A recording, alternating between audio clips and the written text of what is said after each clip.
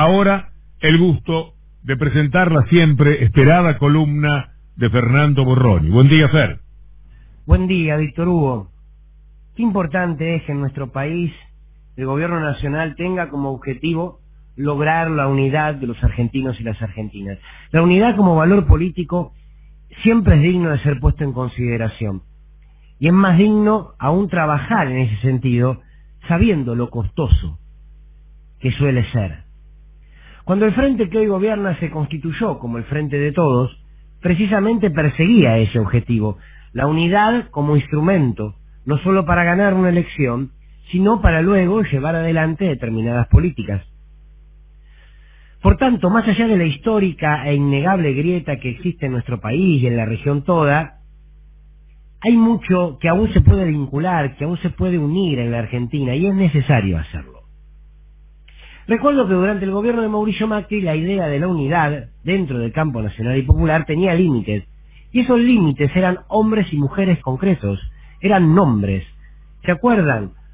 Sergio Massa era un límite, Randazzo decían otros que era un límite, en fin, eran nombres.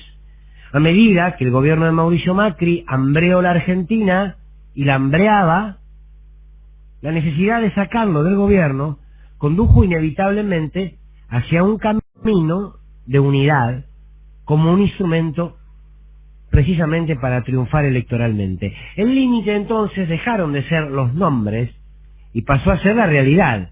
Y esto era una muestra de madurez política. Y quien dio el ejemplo fue la propia Cristina Kirchner, con ese espacio y ese armado electoral que ella misma diseñó. La unidad entonces fue un instrumento para ganar. En aquel entonces era ganar y después vemos. Bueno, ahora estamos en la etapa del después vemos. Y en esta etapa, seguir construyendo unidad con la mayor porción de pueblo que se pueda, es necesario. Ahora, urge la pregunta con quiénes y bajo qué condiciones construir esa unidad. Porque ¿quién no va a querer la unidad de los argentinos y las argentinas? Claro que sí. Pero la unidad debe darse sobre una base de condiciones, por tanto, es oportuno discutir esas condiciones. Si lo vamos a construir sobre condiciones que busquen igualar, que persigan la equidad, o vamos a construir una unidad sobre bases injustas, o peor aún, con aquellos que sostienen esas bases injustas.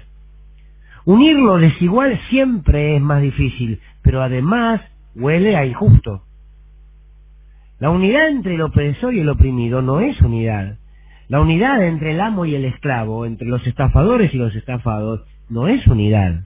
Es una trampa para sostener un statu quo injusto y desigual, donde se continúen enriqueciendo los mismos de siempre. Cuando el poder dominante le pide al dominado que se una a él, sin cambiar ninguna condición, el dominado no debe aceptarlo, casi que por una cuestión de autoestima. No debe aceptarlo porque de esa manera estaría legitimando su propio sometimiento. Todo bien con la unidad, todo bien con el es con todos y todas, pero el opresor ¿tiene pensado dejar de oprimirnos? No. Bueno, entonces, ¿de qué estamos hablando en el fondo? Por eso, cuando el presidente de la Nación le dice a Marcelo Minding que ese es con todos lo incluye, lo suma y desconcierta, claro, incomoda, duele. Porque uno con toda sinceridad se pregunta, ¿cómo me voy a unir con aquel que hasta hace 6 meses de la mano de Mauricio Macri y de Aranguren saquearon el bolsillo de los trabajadores con las tarifas? Porque el tarifazo cerró empresas, el tarifazo quebró pymes, el tarifazo generó caída de consumo, el tarifazo generó desempleo, y toda la plata que juntaron con ese tarifazo la fugaron. ¿De verdad entonces que la unidad es por ahí? ¿Que él es con todos es por ahí? Por supuesto que se necesita de pampa energía para que la Argentina crezca, claro, pero entonces habrá que sumarlo bajo otras condiciones. Uno le diría al señor Minding con todo respeto, póngase el overol, como todos y todas, pague más impuestos, mejore las condiciones laborales, retrotraiga las tarifas, retrotraiga, no solo las congele, retrotraiga las tarifas y luego charlamos. Ah, no, eso no. Bueno, entonces, la justicia social se alcanza generando igualdad de oportunidades, redistribuyendo la riqueza. Pero para ello hay que lograr que quienes más tienen paguen más. Hay que modificar las estructuras injustas para construir un país más justo. Y sobre ese país más inclusivo y más justo, la unidad fluye de otra manera. No todo vale uno. No todo vale uno. Y para este caso, no hay que cantar cambalache, ¿eh? Aquí no da lo mismo que sea cura, colchonero, rey de basto, cara dura o polizón, y mucho menos fugador del dinero que se le sacó al bolsillo de los argentinos. Muy bueno. La columna de Fernando Borroni. Pero cuando Alberto Fernández dice aquello que manejó frente al dueño de Clarín con la intención sana de decir, bueno, esta vez terminemos, denme un tiempo, permítanme gobernar, entiendan que estamos tomando un hierro caliente, era una pérdida de tiempo. Esa gente no tiene alma, no tiene corazón, solo tiene bolsillo y ganas de poder. Y por lo tanto, frente a ellos hay que estar plantados también de una manera agresiva, con los músculos tensos. No se puede estar galantemente frente a ellos. Hay que tener los dientes apretados, los músculos tensos ante esta gente porque son capaces de cualquier cosa. Y lo mismo con Mindlin, que es lo que trató e iba a mencionar hoy Fernando Borroni, que de alguna manera estamos en línea con eso. Mindlin no es mejor que Vicentín. El otro día les contábamos, un niño, pero entre tantos, hubo muchos en el electrodependiente que tuvieron problemas de casi morir y alguno murió. Un niño de 5 años, le cortaron la luz, chao, ¿y quién se la cortó? La gente que da la energía, los que habían dolarizado las tarifas a través del inútil de Aranguren, que ahora está denunciado por el Energas. Pero las tarifas crecieron 4.000%, en el caso de la luz 3.400% y en el caso del gas 4.000% contra un salario que se mantenía en aumentos muy leves, llegando al 373%, 10 veces menos que lo que habían aumentado las tarifas. Pero además, Mindlin fugó dinero, mucho dinero, cientos de millones de dólares. Y además, Mindlin estuvo en el blanqueo de capitales, eso tan denostado, que explica muy bien Berbisky también en su nota del cohete a la luna, porque hay una especie de confusión con respecto a lo que se puede hacer. La Corte se tiene que expedir sobre ese tema y hay un proyecto presentado por Graciela Camaño, pero el proyecto no va a ser viable porque lo que fue el retorno de dinero por Gianfranco Macri tiene que ver con la ley que sacó Macri, la ley de reparación histórica. Lo que hizo después con el tema de del decreto habilitando a más gente de la familia ya servía para que todo el mundo lo pudiera hacer. Pero en la primera etapa lo que salió fue la ley, y la ley salió por una maldita trampa hecha ante la forma de mirar para el costado de todos los que la votaron y el trabajo de quien llama Miki Vainilla, Berbisky, que es Pichetto, si mal no entiendo.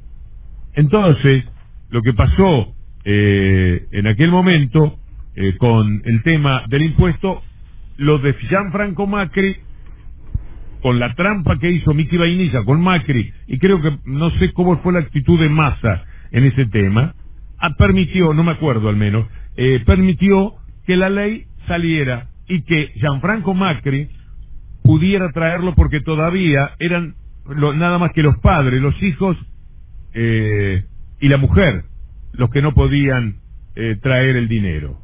Pero sí podían hacerlo, por ejemplo, los hermanos. Después corrigen eso, porque se ve que algunos dijo, che, si lo puede traer Gianfranco, dame a mí también, y metieron todo lo demás en el decreto. Es una barbaridad. Entre Mindlin, Caputo y el hermano de Macri, trajeron al país casi 200 millones de dólares, 150 millones de dólares, no me acuerdo las cifras que justamente dio Berbisky en aquel momento. Es espantoso. Entonces, no es con esa gente, es contra esa gente, bancando lo que se pueda, lo que no hay más remedio, respetándoles todos los derechos claros que tengan, pero controlándoles todo el desastre que son capaces de hacer en fuga de capitales y en otro tipo de robos. Además, yo le creo a Devido, Mindlin es testaferro de Macri. Pero si no lo fuera, es el amigote que hace muchísimo dinero, sea para Macri o sea para él, o una parte para cada uno, da lo mismo. Entonces, esas cosas un poco duelen. Igual el balance, lo que uno espera, Alberto Fernández viene bien, viene dando pelea, hay cosas que hay que valorizar. Lo que ha hecho respecto al tema Venezuela, tan atacada como es Venezuela, cómo se ha mantenido en un lugar, tenerlo a Evo en el país, Evo de alguna manera está en campaña para las elecciones de Bolivia, o por lo menos participando desde acá. Nadie quería a Evo en su momento porque Estados Unidos dijo Evo no, cuando Estados Unidos dice algo. Entonces, y está para valorar todo lo que se ha hecho en la pandemia, está para valorar todo lo que se ha hecho a favor del trabajador y de las empresas, que nunca alcanza, pero siempre se intenta más, y eso redondea una personalidad con la que aún los elementos nuestros no dan para, en el comentario, en el análisis, ser personas que se colocan del otro lado. De ninguna manera, no aún. Falta mucho tiempo para que eso ocurra, me parece, pero no podemos dejar de marcar. Y esto tendrían que revisar también conductas algunos analistas. No se puede dejar de analizar, porque es parte de lo que decimos, siempre, de quiénes son los enemigos. Y si se es tan duro con Vicentín, Mindlin no mejora al personaje, no lo mejora. Vicentín fugó dinero, este también fugó dinero. Este también escondió dinero. Vicentín escondió dinero, este también. ¿Qué es lo que trajo cuando se hizo el blanqueo de capitales? Millones y millones de dólares. En consecuencia, estas cosas tienen que ser fijadas en el contexto que trato de explicar.